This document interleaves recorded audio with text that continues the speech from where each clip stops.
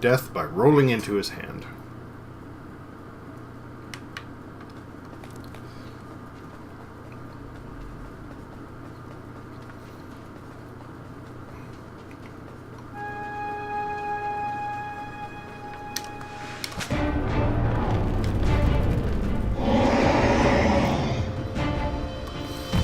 But yeah, I feel it's important to have that level of immersiveness, even in a simple, 8-bit or 16-bit game, anything like this. Having these big open worlds and temples does contribute to that, and it one of the reasons I think this thing is phenomenal.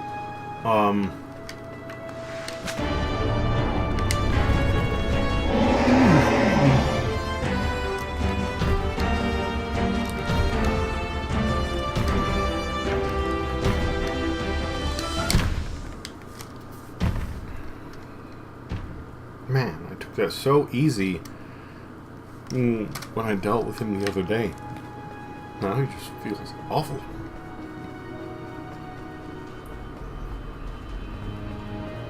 Oh yeah, that's a good point. I mean, they do it more as like a fourth wall break type thing, but, oh, you watched a playthrough? That's a shame.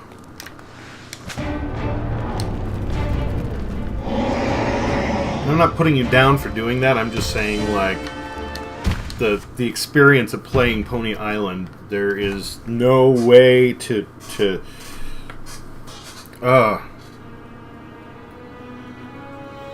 it's like watching a scary movie, right?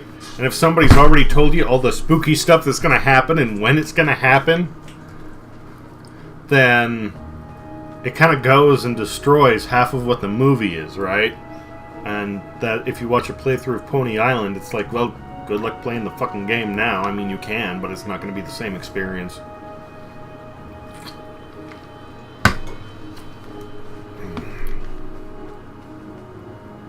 Well, I hope not.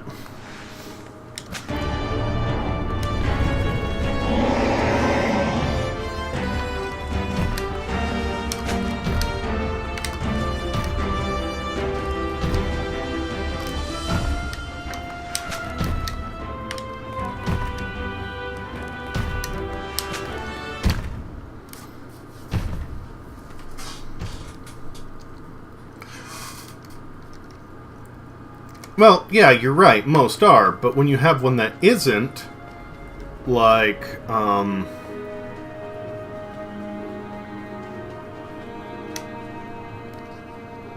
you seen The Sixth Sense?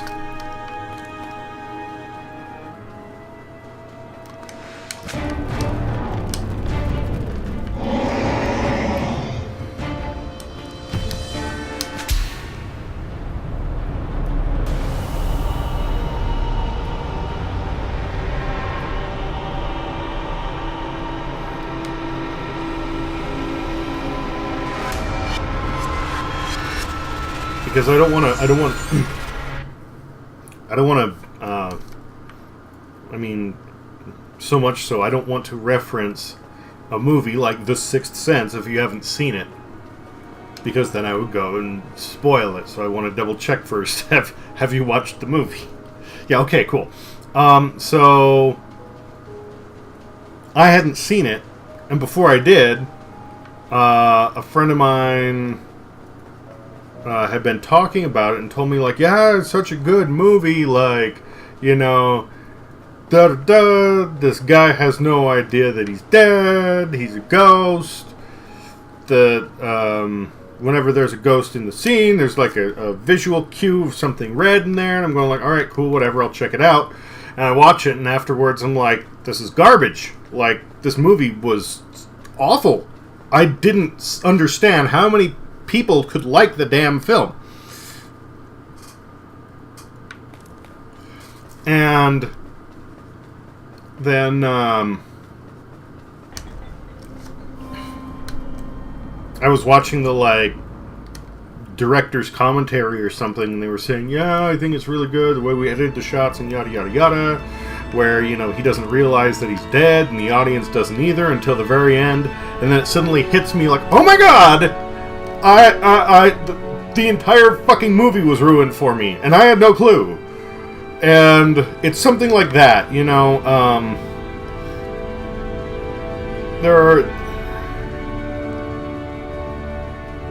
there are certain things that if you're told what they are, it just goes and destroys the media, because it's about the experience as much as the story.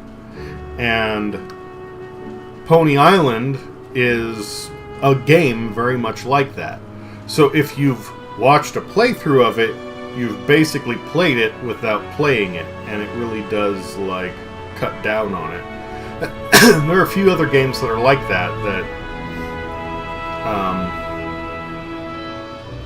I don't know, like, I feel dumb saying, you know, people shouldn't watch Let's Plays of it, but it almost is, something of that.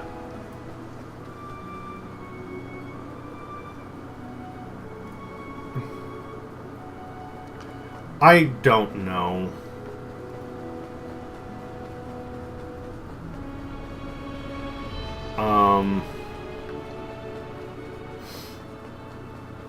I think the big thing was I wasn't that interested in it, and they wanted to try and sell me on the movie, so they just rattled off all the stuff that they thought were the coolest parts of the film, not realizing that it would totally ruin the film for me.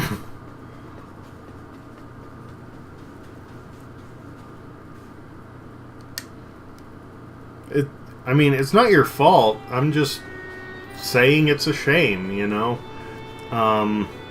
If you're gonna play it at some point, wait.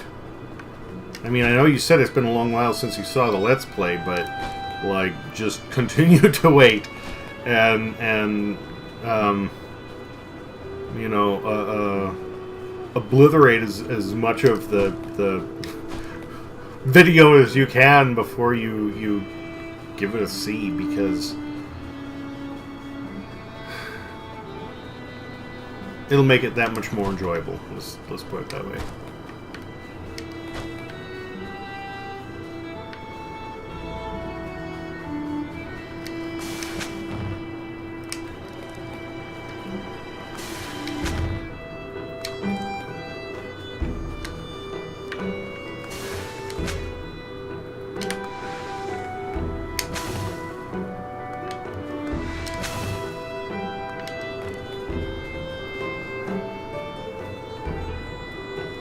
Is there anywhere else that we've had text in this game besides against bosses? I feel like there is, but I can't remember it now.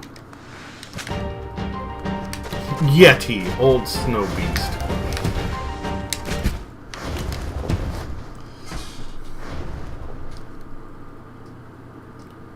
No, I get it. I get it.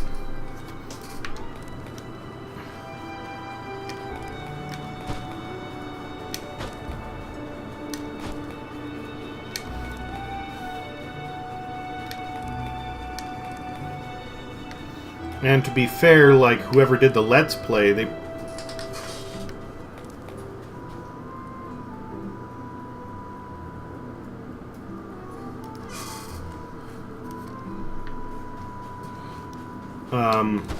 well, if somebody's doing a Let's Play, and it is something that has a potential plot point like that, they should put a notice at the beginning of their video saying, listen, guys, this is, this might be a thing that, you know, you don't want to see.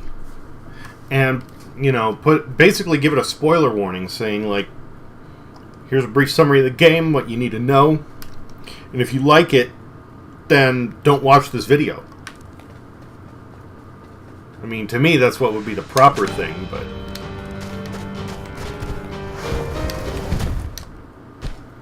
I got mushed.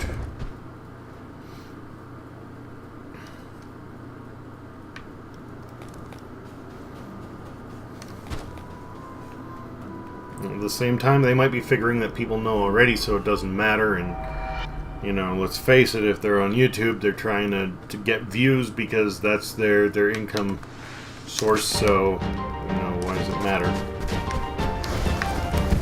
Which sounds harsh, but I mean, just being realistic.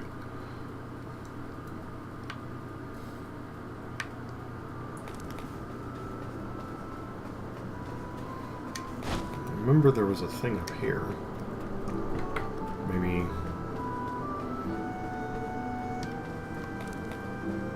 truth will help with that.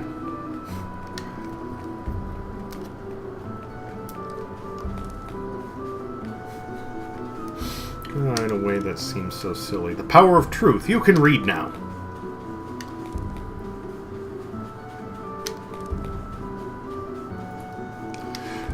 I just remembered. There's one game. It isn't like heavy storyline, but interesting. And if you like intense games, in fact, I might go and throw it up here.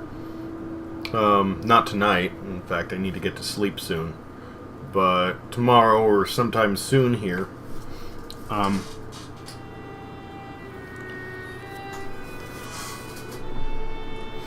Yeah, but it isn't like, if you know what's in Sonic Mania, that doesn't detract from the experience. Not really. When you have something that does, like, messes with the fourth wall or changes your expectations, that's... I don't know. It's hard to say. Anyway, I'm sorry. Heavy Rain. No, not Heavy Rain. Duh. Sorry, Risk of Rain. Risk of Rain is, almost an 8-bit... side-scrolling roguelike where you take on waves of spawning enemies to activate a teleporter to get off a planet to get away from a crashed ship. Oh, so you're familiar with it. Okay.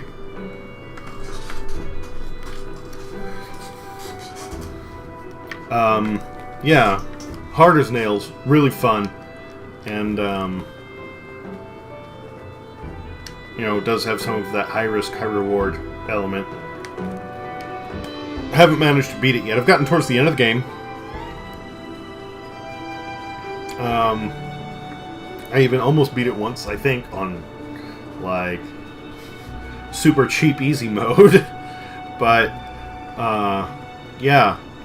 And in particular, once again with the storyline, one of the things I like about it is the way that you get the items, you know, that you find, and every one of them has a little note or letter or something attached to the package that tells you about it and explains some of like what's been going on with it.